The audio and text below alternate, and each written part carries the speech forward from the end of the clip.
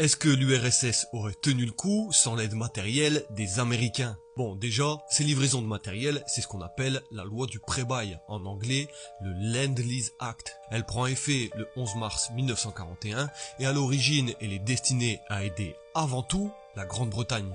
Le 7 novembre 1941, c'est au tour de l'URSS d'en bénéficier. On parle quand même d'un programme d'aide à hauteur de 49 milliards de dollars, répartis ainsi. 47% de l'aide est destinée à l'armement et matériel militaire, 22% en produits industriels, 12,8% en produits alimentaires, 13% en services et enfin 5,2% en produits pétroliers. L'URSS a bénéficié d'environ 23% de ces 49 milliards d'aides. Mais en avait-elle vraiment besoin? À vrai dire, oui et non.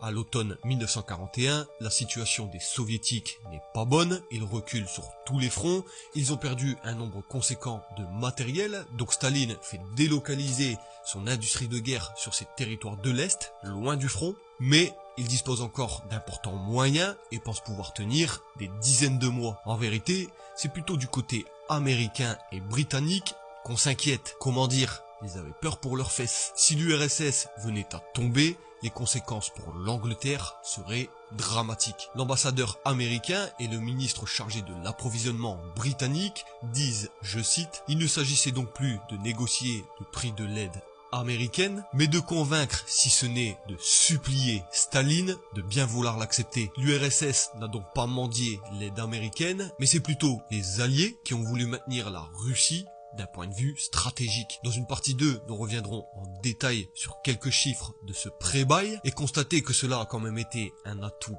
véritable pour l'URSS dans sa lutte contre l'Allemagne nazie.